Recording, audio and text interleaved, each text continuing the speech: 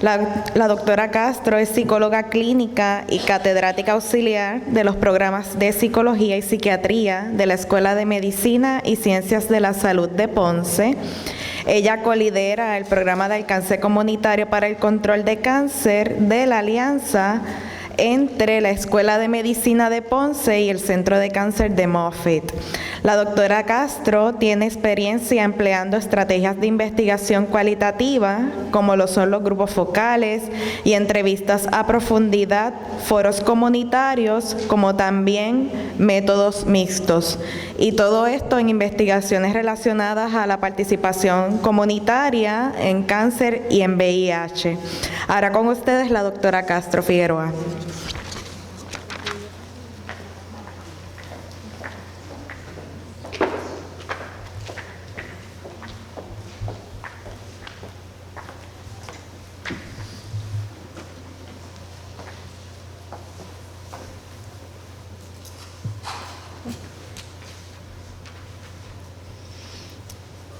Buenos días a todos y a todas. Gracias por la invitación. En esta mañana pues quiero hablarles sobre una experiencia que hemos tenido con un estudio de investigación, precisamente un estudio de investigación cuya metodología es mixta.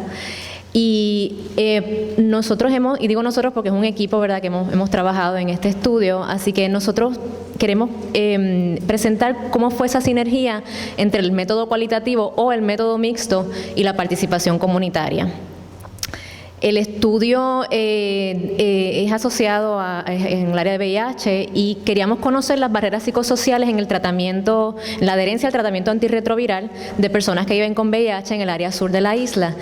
Quiero reconocer el grupo de trabajo en este estudio y aquí en la audiencia está la doctora Lidia Santiago, quien ha sido mi mentora en todo lo que es la parte cualitativa y todo lo que voy a enseñar aquí, prácticamente pues la doctora Santiago ha sido un pilar en esto. Solamente para darles una descripción del VIH en Puerto Rico, estas son las estadísticas básicamente para el mes de enero de este año. La región de Ponce, cuya es la región sur de la isla, la región de salud de la isla, del área sur, básicamente es la tercera área con mayor casos de VIH en Puerto Rico. Sin embargo, cuando vemos Puerto Rico en el macro y lo comparamos con Estados Unidos, vemos que la tasa de diagnósticos y muertes son más altas en Puerto Rico que en Estados Unidos. No sabemos, ¿verdad?, las causas de esto, pero definitivamente pues tenemos aquí un reto por la cual tenemos que trabajar. Obviamente este no es el área de estudio en este proyecto, pero solamente un dato para resaltar. Sabemos que más o menos como en la época de los 90, mediados de los 90, se desarrolló este tipo de tratamiento que se llama Highly Active Antiretroviral Treatment, HAART, que es un tipo de tratamiento médico cuyo el descubrimiento de esto proporcionó que el VIH se convirtiera de una condición catastrófica a una crónica. Sabemos que muchos pacientes, por todos aquellos que han trabajado con los pacientes con VIH, muchos de ellos pueden vivir por mucho tiempo gracias a estos medicamentos. Sin embargo, a pesar de que este tratamiento, ¿verdad?, puede ser efectivo en reducir la carga viral, preservar el funcionamiento del sistema inmune y detener la progresión del VIH, este tratamiento es uno complejo, que dura toda la vida, y uno de los problemas que tenemos es precisamente la adherencia. Y este problema no solamente lo tenemos aquí en Puerto Rico, también lo tenemos, ¿verdad?, se manifiesta en diferentes países, incluyendo Estados Unidos. Estas son algunas de las barreras por las cuales se ha encontrado que el tratamiento pues, se le hace difícil a los pacientes ser adherentes a estos medicamentos. Entre estos está, por ejemplo, la fatiga del tratamiento, los efectos secundarios que pueden tener los medicamentos, la relación médico-paciente, el alfabetismo en salud o el health literacy, también trastornos mentales como es la depresión, el abuso de sustancias y alcohol, determinantes sociales en algunos países, ¿verdad?, por ejemplo, como la pobreza, estigma sentido, el estigma, la autoeficacia y apoyo social. Así que vemos unas barreras que se ha identificado en la literatura y algunas tienen que ver con el tratamiento, como por ejemplo los efectos secundarios, y otras pues mucho más extensas como o digamos de otros sistemas, como por ejemplo los determinantes sociales. Hay muchas barreras para la adherencia al tratamiento.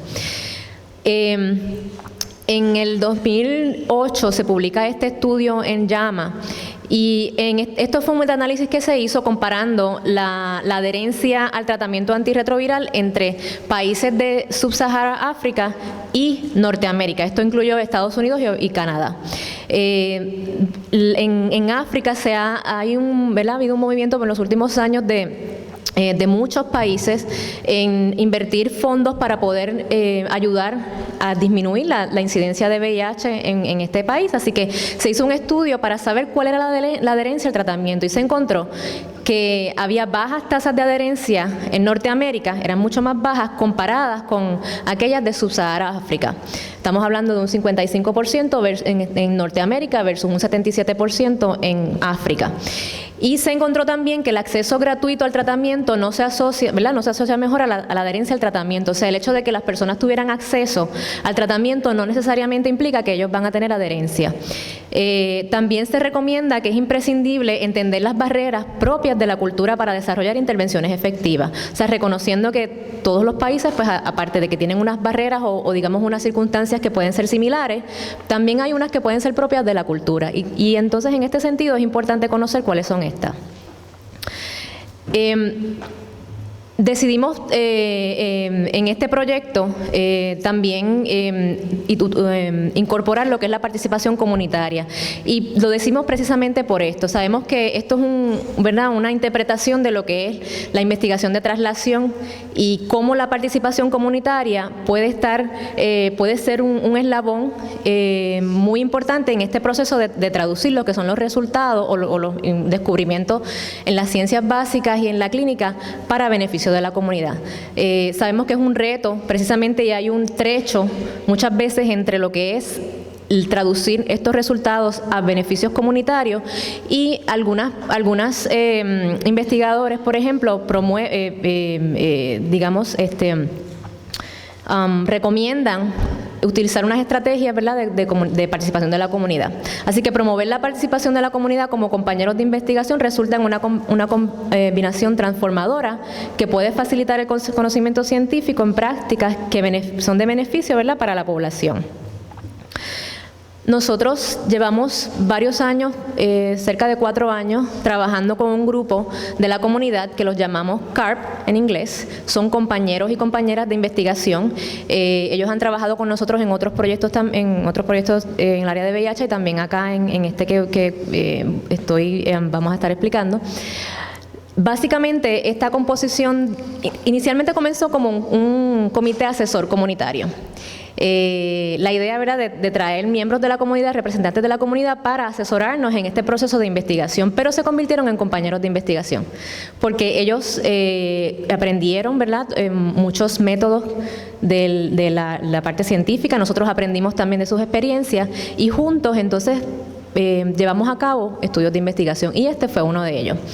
Este comité se compone de 11 miembros cuyas, ¿verdad?, son 4 personas que viven con VIH, 2 hombres, 2 mujeres, manejadores de caso también de agencias que proveen servicios a pacientes con VIH, administradores y proveedores de servicios de salud, médicos y psicólogos.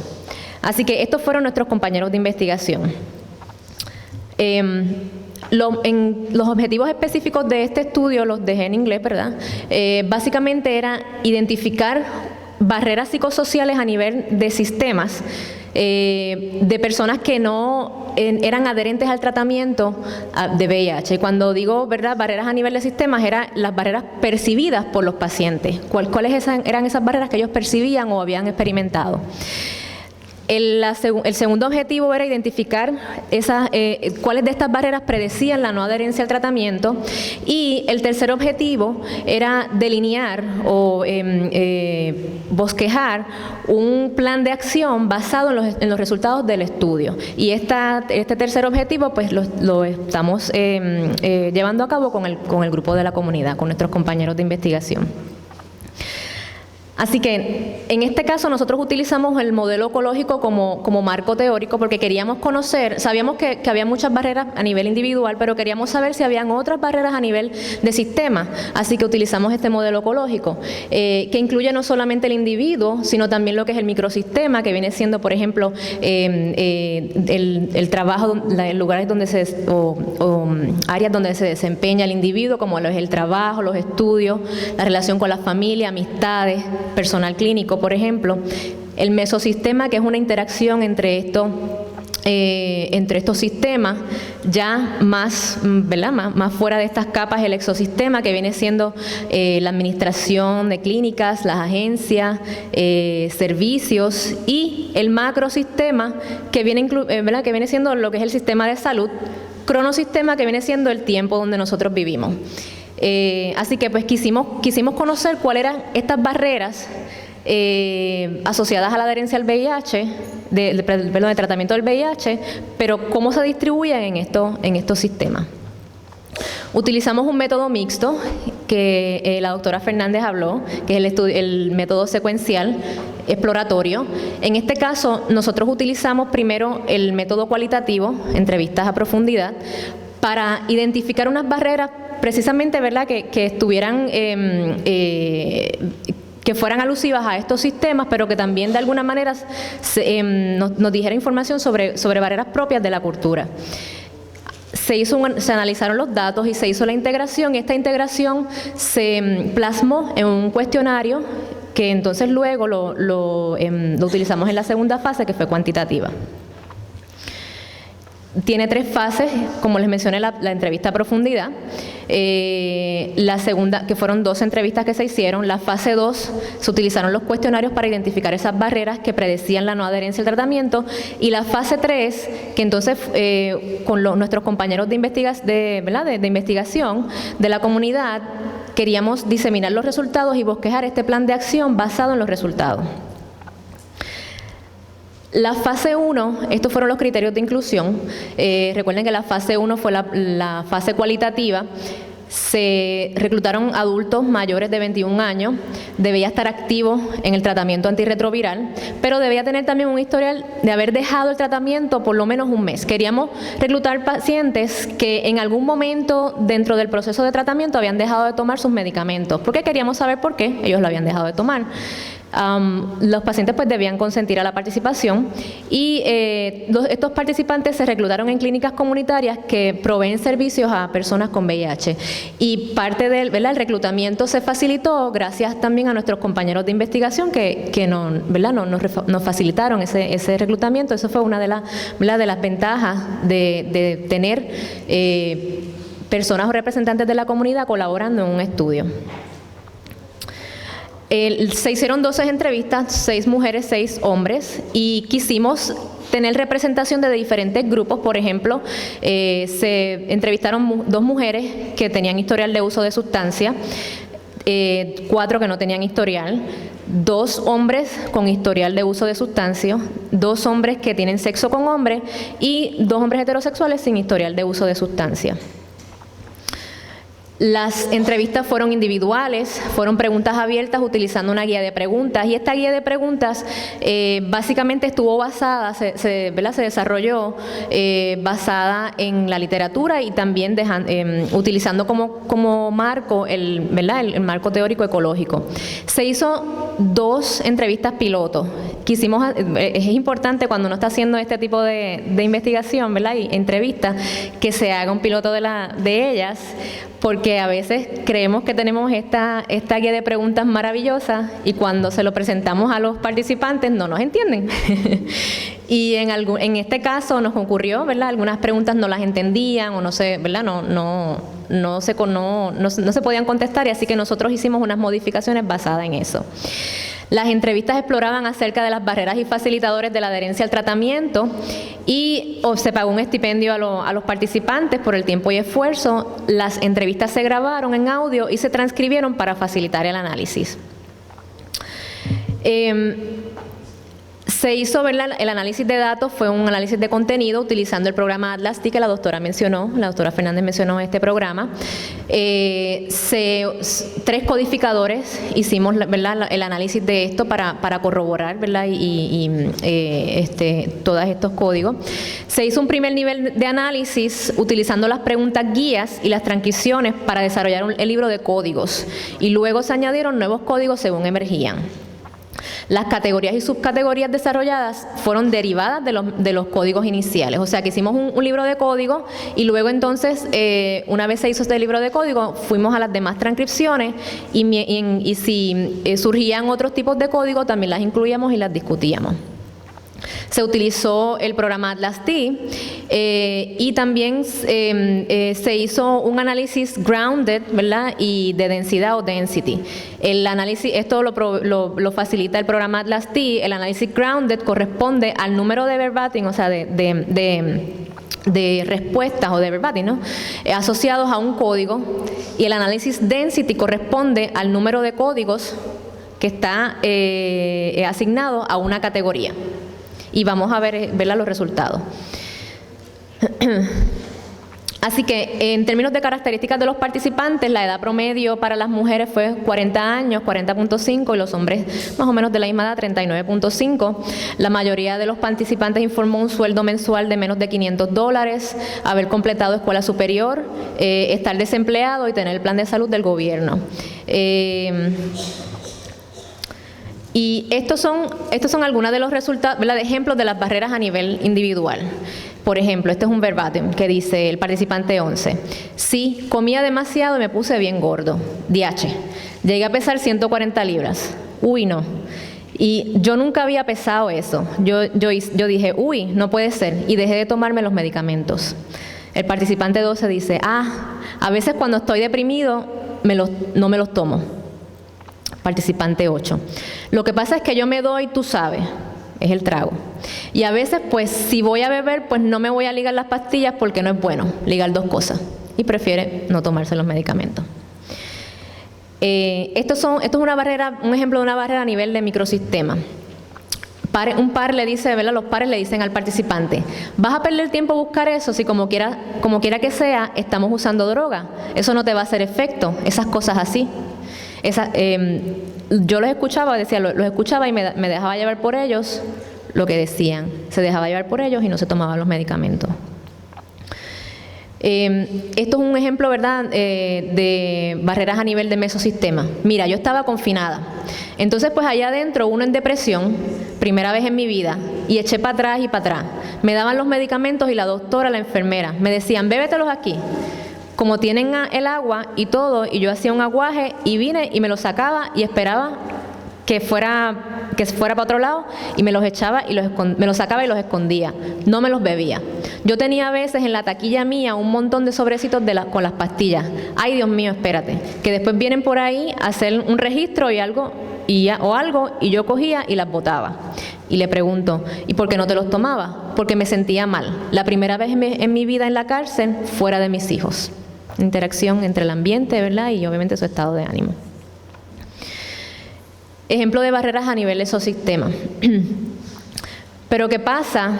Que ahora están tardando 2 o 3 meses para aprobar los medicamentos. Lamentablemente, a uno tardarse 2 o 3 meses, se deja de tomar unos medicamentos.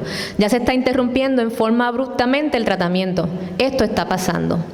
El participante 7 dice, pues nos quedamos un cierto tiempo sin medicamentos. Él estaba hablando aquí de a veces los medicamentos no estaban disponibles en la farmacia. Decía, pues nos quedamos un cierto tiempo sin medicamentos. A lo que otro, nos resuelven rápidamente, pero estamos a veces 2 y 3 días sin beber los medicamentos. Esto es un ejemplo de barrera a nivel de macrosistema. Esta mujer habla de su experiencia de rechazo por parte de sus vecinos después que se enteraron que ella tenía VIH. Y dice, y todo el mundo se enteró. Y todo el mundo me miraba como que, mira, ahí esta tiene SIDA, que si no te ajuntes con ella, que si esto. Y pues eso me traumatizó más todavía y por eso era la negación de las pastillas. Y no. Nosotros también preguntamos no solamente barreras a nivel para la adherencia al tratamiento, sino también facilitadores. Queríamos saber si, como estas personas obviamente estaban en tratamiento en el momento de la entrevista, sabíamos que tuvieron algunas experiencias por las cuales ellos decidieron continuar con su tratamiento. Y una de ellas, por ejemplo, fue el apoyo. Esta persona dijo, me ayudó mi mamá, mi familia. Me ayudó también los psicólogos, los psiquiatras, los tratamientos que me dieron. Otra área, ¿verdad?, era el deseo de vivir. Por ejemplo, esta persona dijo, a mí lo que me ha ayudado para yo volver al tratamiento es el compromiso que he hecho con mi vida de yo seguir adelante. ¿Sabe? No detenerme simplemente porque estoy paciente de VIH, porque yo puedo vivir como otra persona, común y corriente. Esta otra persona dice, y cuando salí ahí, poco a poco me empecé a ir a la iglesia y ahí me he mantenido, aunque a veces las cosas, sabes que la mente se vuelve loca, se vuelca, pero gracias a Dios que esto me saca de eso. Déjame leerlos acá porque los veo mejor. Esta persona dice, pensar en mis hijos y no dejar huérfanos de madre, porque ya que no tenía su papá, tampoco van a tener una mamá, entonces se van a sentir sin mami y sin papi. Esta otra persona habla de preocupación por el estado de salud y dice que me faltaba poco de vida, porque cuando yo regresé aquí estaba como Cristo en la cruz, flaco, se me veían todas las costillas. Aquí me volvieron a levantar otra vez. La otra persona dice, siempre me daba miedo, pues si no los estoy bebiendo, pues cualquier momento sé que me voy a morir. Decía yo, en cualquier momento podía pasar algo y pues iba a ser muy tarde para bebérmelos de nuevo. Se hizo, luego, ¿verdad?, de hacer estas transcripciones, se hizo un análisis y se realizó un marco temático. Y esto es parte de lo que fue el marco temático, ya representando los diferentes niveles. Por ejemplo, a nivel individual, barreras individual, uno de estos códigos fue precisamente el régimen del medicamento, que también se veía en la literatura. También salió el área de salud mental, particularmente estado de ánimo, adicción, percepción del estado de salud, negación, y este es bien interesante porque salió tanto una buena percepción de estado de salud como una mala percepción de estado de salud. Por ejemplo, algunos pacientes, si se sentían bien, pues no se los tomaban. Y entonces luego iban al otro extremo, no se los tomaban, ¿no? Y otros pacientes que decían, pues cuando ya entonces yo estaba enfermo o presentía que me estaba enfermando, pues ahí entonces comencé a tomarlo. Barreras a nivel de microsistemas, relaciones interpersonales, apoyo, ¿verdad?, falta de apoyo, influencia de pares. Barreras a nivel de mesosistemas, interacción con el ambiente. Hubo dos participantes que hablaron de la venta ilegal de medicamentos y que aparentemente vendían los medicamentos, y situación económica. También se habló de barreras a nivel del sistema de salud, algunos desconfiaban del sistema, burocracias, copago de medicamentos y acceso a los medicamentos también. Transportación también fue otra barrera. Barreras a nivel de macrosistema, básicamente lo que surgió fue el estigma y el discrimen. En términos de facilitadores, el deseo de vivir, las prácticas espirituales, preocupación por la salud. Y a nivel de microsistemas, que estos fueron los dos sistemas que salieron en facilitadores, apoyo social y deseo de cuidar a sus hijos. Estos son análisis, lo que llaman grounded, y los density, que los grounded es el número de verbatim que se asignan a un código, y el otro es el número de categorías de código asignado a una categoría. En este sentido, no sé si se ve bien allí, pero quise resaltar, por ejemplo, los que más, en el análisis de grounded, los más verbatim que se asociaban a una categoría, y entre esas estaba aquellas relacionadas a la salud mental, con 32, por ejemplo. Luego aquellas asociadas a lo que es el tratamiento, ¿verdad?, el régimen del tratamiento. Y en tercer lugar, barreras asociadas a, ¿verdad?, nivel exosistema, que tiene que ver con el sistema de salud. En términos de facilitadores, por ejemplo, el apoyo social fue una, ¿verdad? Facilitadores de adherencia, apoyo social fue una de ellas y también preocupación por su salud fue otra de las más citadas. Después que tuvimos, ¿verdad?, que hicimos todos estos análisis, queríamos entonces adaptar un cuestionario nosotros teníamos un cuestionario ya de adherencias a tratamiento, de barreras para la adherencia al tratamiento, pero ese cuestionario pues tenía muchas barreras que eran a nivel individual y queríamos entonces adaptarlo con estos resultados de la parte cualitativa. Así que hicimos esa adaptación. Cuando nosotros hicimos todos estos análisis, lo presentamos a los compañeros de investigación de la comunidad y entonces ellos también discutimos estos resultados con ellos y ellos pues identificaron otras barreras o nos ayudaron a interpretar estos resultados y basado en eso entonces desarrollamos o adaptamos este cuestionario que se llama Cuestionario de Adherencia al Tratamiento Antirretroviral, Barreras y Cuidado de Salud. Para adaptar este cuestionario, nosotros hicimos lo que se llama un Cognitive Response Testing, que se llama la prueba de respuesta cognitiva, creo que en español se traduce. Y es básicamente un método cualitativo, se utilizan técnicas cualitativas, que es la entrevista. Se hicieron 10 entrevistas, pero en este caso lo que hacemos es que el propósito fue sondear este cuestionario y verificar cuán fácil era de comprender el contenido y también incluyendo las instrucciones. Nosotros le dimos el cuestionario, lo administramos verbalmente, oralmente el cuestionario a los participantes y los participantes entonces nos daban sus respuestas y después verificamos cómo la persona entendió la pregunta. Se hizo una guía de preguntas paralelamente al cuestionario precisamente para facilitar el proceso. Y luego después que se hizo esto, se hicieron cambios basados en las respuestas de los participantes y su sugerencia. Este fue el cuestionario que se desarrolló o se adaptó y tiene, por ejemplo, una parte que habla de los retos asociados a la toma de medicamentos antirretrovirales para el VIH. Uno de los cambios que se hizo, por ejemplo, fue que los participantes teníamos una escala Likert y entonces se le hacía difícil a los participantes contestar en el continuo de esta escala Likert porque para ellos era mucho más fácil contestar sí o no, darnos respuestas dicótomas. Nosotros pues entendíamos que era importante tener, ¿verdad?, el continuo, la escala Likert, así que lo que hicimos fue que bajo el número, ¿verdad?, que corresponde a la escala Likert, hicimos como el equivalente de una respuesta dicótoma. Por ejemplo, en la número 1 es no, esta situación no me ha ocurrido, y ya del 2 al 5 son diferentes gradientes del sí.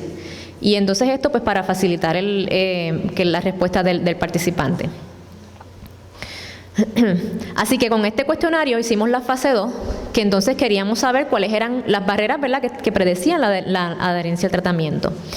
Se reclutó una muestra de 109 participantes.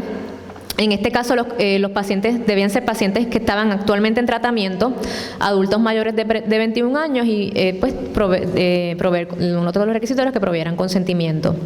También en este reclutamiento fue facilitado por miembros del Comité Asesor Comunitario y realmente lo hicimos, ¿verdad?, lo hicimos en tiempo récord gracias a la ayuda de los compañeros de investigación de comunidad.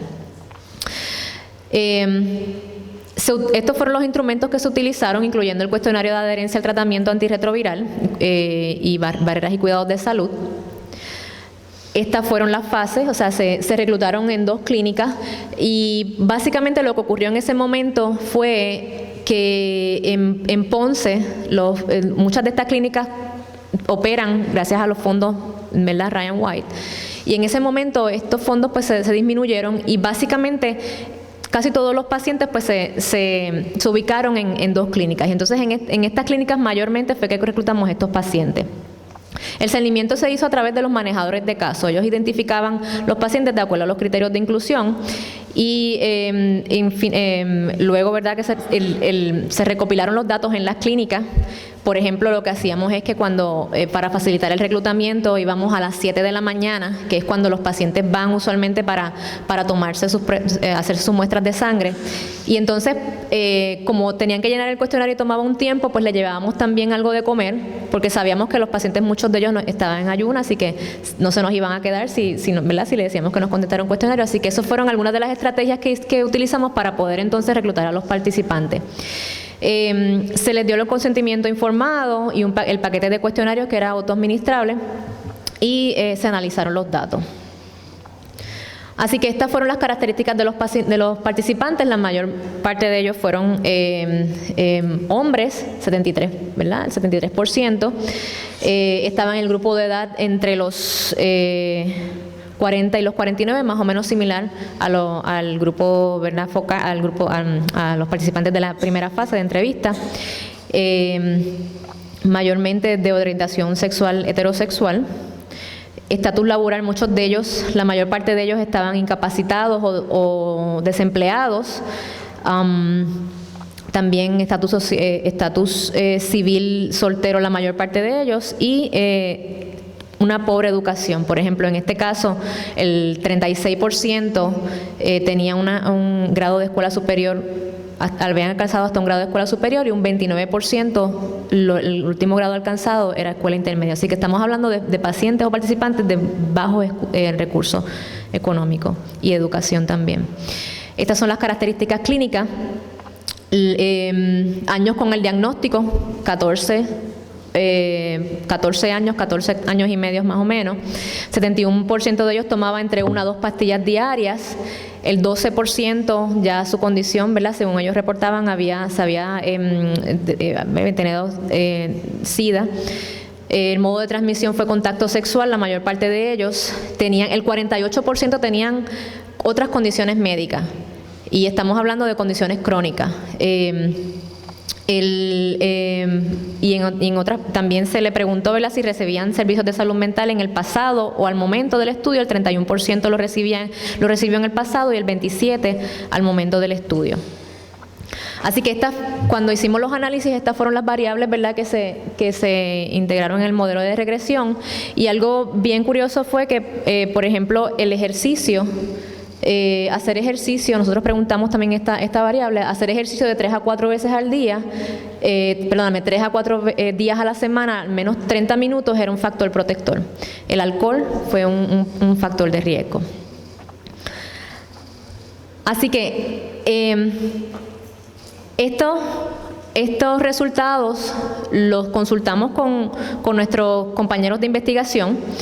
Y recuerden que el objetivo número 3 es precisamente delinear un plan de acción.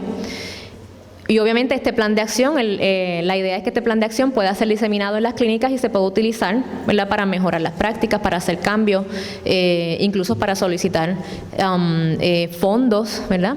Así que con nuestros compañeros de investigación, nosotros principalmente, ¿verdad?, cuando hicimos los análisis, hicimos la fase cualitativa, nos reunimos con ellos para que nos ayudaran en la interpretación de estos resultados. Luego, cuando entonces terminamos la fase 2, nos reunimos nuevamente con nuestros compañeros de investigación de la comunidad para diseminar los resultados y recoger recomendaciones y delinear ese plan de acción. Estas fueron algunas de las recomendaciones que nos dieron el comité. Por ejemplo, capacitar al personal clínico y manejadores de casos para reconocer estos factores de riesgo.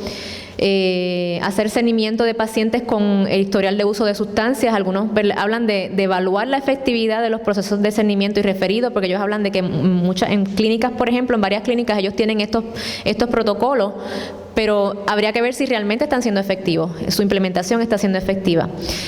Identificar las causas y desarrollar un plan de tratamiento. Ellos hicieron énfasis en que pues muchos de estos problemas, no solamente hablaron de alcohol, sino también de salud mental. Muchos de estos problemas pues se necesitan identificar esas causas y tener un tratamiento especializado, porque son condiciones que son complejas para tratar. Así que en este sentido pues ellos resaltaron el que se debe dar este tratamiento bien especializado. Reforzar los esfuerzos de prevención también. Algunos recomendaron incorporar un plan de ejercicios para, ¿verdad?, en las clínicas. Y también considerar otras estrategias para aquellos que no les gusta hacer ejercicios, ¿verdad?, como por ejemplo la manualidad. Evaluar las barreras de comunicación entre el equipo interdisciplinario a cargo del cuidado y apoyo del paciente, porque se habla de que posiblemente hayan barreras en términos de esa comunicación, quizás porque las clínicas tienen tantos pacientes que muchas veces no tienen el tiempo, o cuando hablan de algunos casos, ¿verdad?, no pueden profundizar porque son demasiados. También hablaron de solicitar ayuda, ¿verdad?, apoyo del Departamento de Salud de Puerto Rico para trabajar con estas barreras. Ellos identificaron unas potenciales barreras a nivel del sistema, ¿verdad?, como por ejemplo la disponibilidad de fondos. En ese momento pues no estaban disponibles en esa área. La sobrecarga de pacientes asignados a manejadores de casos. Protocolo, ¿verdad?, el protocolo de discusión de casos que posiblemente, ¿verdad?, no se esté implementando correctamente. Y lo que ellos llaman la cantidad sobre la calidad. O sea, es que ellos, ¿verdad?, hablan de a veces hay unos cambios de prioridades porque tenemos que tener números, ¿verdad?, para demostrar que estamos dando el servicio a grandes cantidades de pacientes, pero entonces la calidad a veces se pudiera ver afectada. Así que son potenciales barreras que eventualmente se pueden estudiar, si realmente, ¿verdad?, las son. Conclusiones, bueno, en este caso, el uso del alcohol fue una barrera modificable que se puede tratar y prevenir. Por lo menos recomendaciones sería aumentar los esfuerzos de prevención y proveer un tratamiento especializado. El ejercicio como potencial factor protector necesita ser estudiado más a fondo.